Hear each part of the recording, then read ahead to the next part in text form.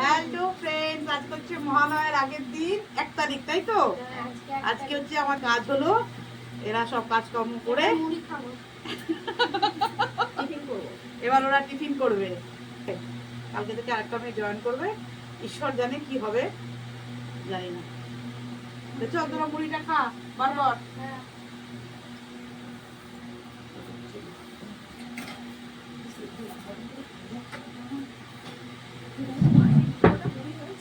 পূজা খাওয়াটা না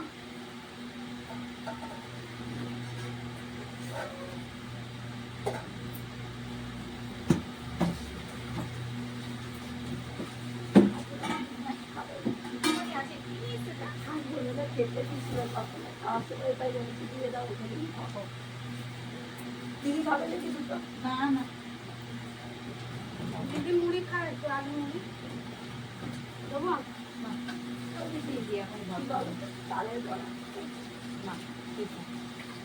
আমার চালের বড়া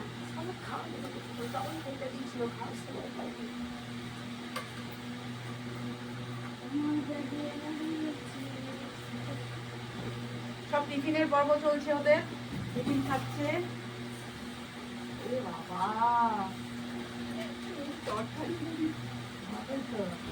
না এটা খাও, এটা ভালো লাগবে একটুখানি তোর জন্য এনেছিস এই তো? তো আমার মুড়ি আমি এটা রেখে ব্যাগে, আমার ব্যাগে থাকে একটা এক্সট্রা রেখে দিই। দেখো কত ভালোবাসে আমাকে, দেখো আমার মেয়েরা, দেখো আমার নিজের মেয়ে না থাকলে কি হবে, আমার এই মেয়েরা আমাকে কত ভালোবাসে। দেখো ওর নিজের মুড়িটা আমাকে দিয়ে দিল খেতে। না না আমারও আছে এই যে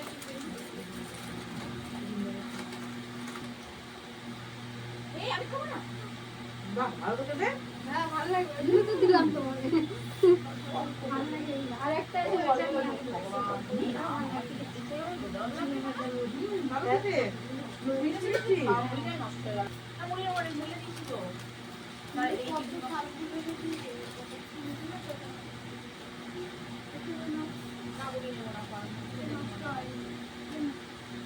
গরমটা করে এটা দিলে তো দুপুরে খেতে ভেটে যাবে ওইটা নয়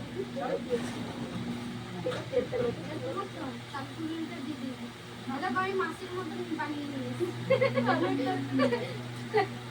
এবার কালকে মাছই বানাবে বলে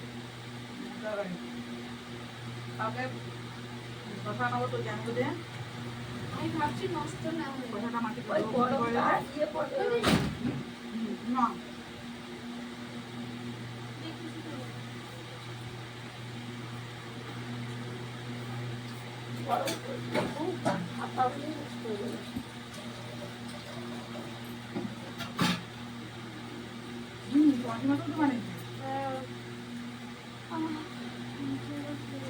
এই ওটা টাকাটা না, ওটা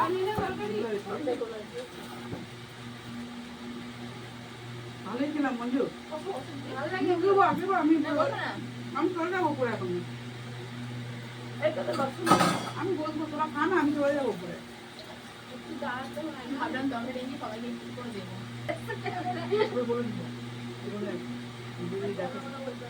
সকালে টিফিন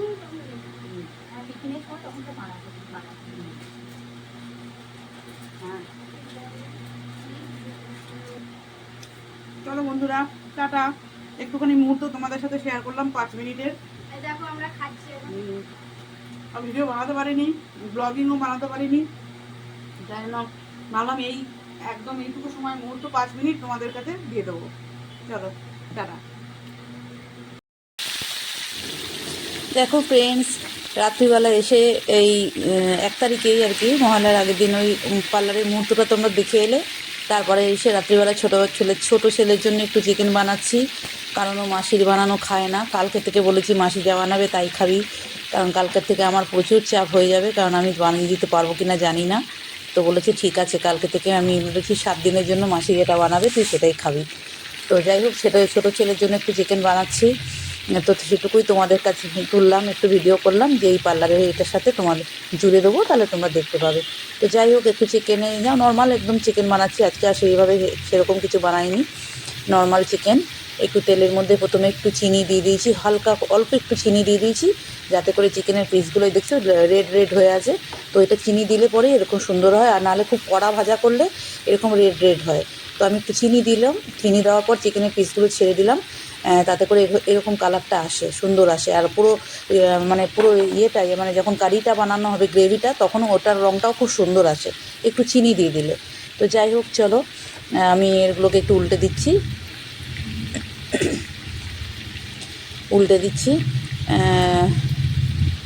এরপর আমি দেব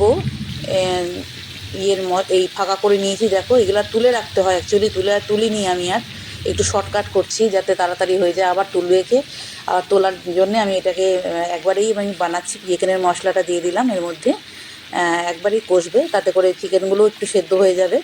একটু যেহেতু প্যান এটা কড়াই না, জায়গা আছে, তো সেই জন্য সাইডেগুলোকে সরিয়ে রেখে মাঝখানে একটু পেঁয়াজের মশলাটা দিয়ে দিলাম। পেঁয়াজ, আদা, রসুন, কাঁচা লঙ্কা এটা পেস্ট করা থাকে। এবার দিলাম নুন, দিয়ে এটাকে ভালো করে কষাবো। একটু হলুদ দিলাম,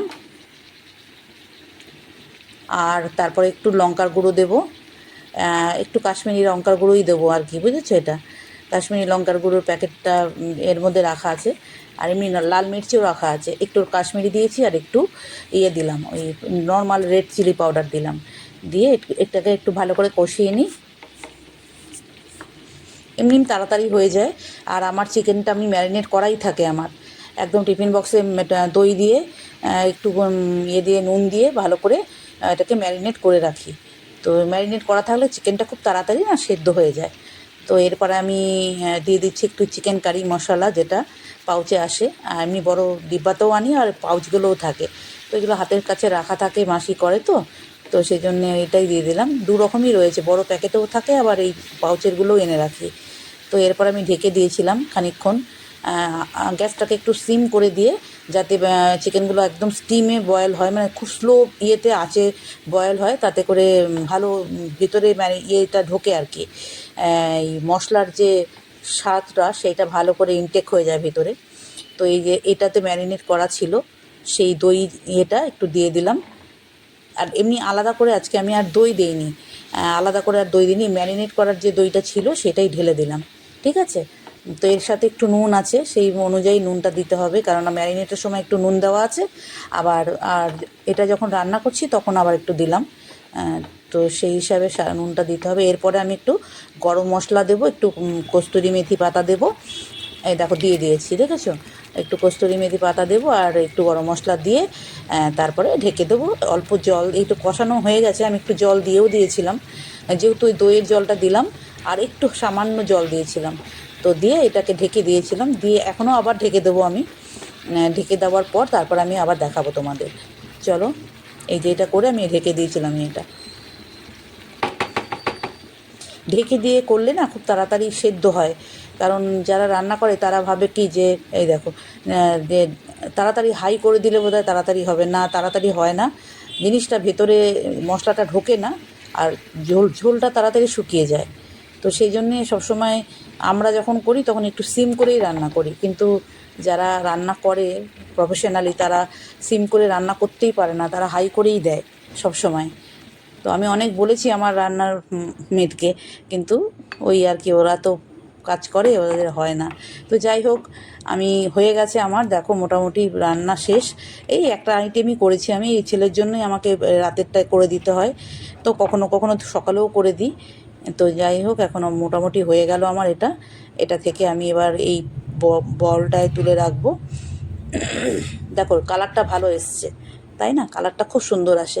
তেলের মধ্যে একটু চিনি দিয়ে দেবে, তারপরে করবে, জিনিসটা ছাড়বে, তাহলে কিন্তু পুরো জিনিসটার কালারটাই আলাদা হয়। আর খেতে তো তুমি যেমনভাবে নুন মিষ্টি ঠিকঠাক দিলে, যদিও মিষ্টি লাগে না চিকেনে। তো যাই হোক, এটা বানিয়েছি, দেখো ভালো লাগলে পাশে থেকো, এটুকুই তোমাদের জন্য আজকে দিলাম।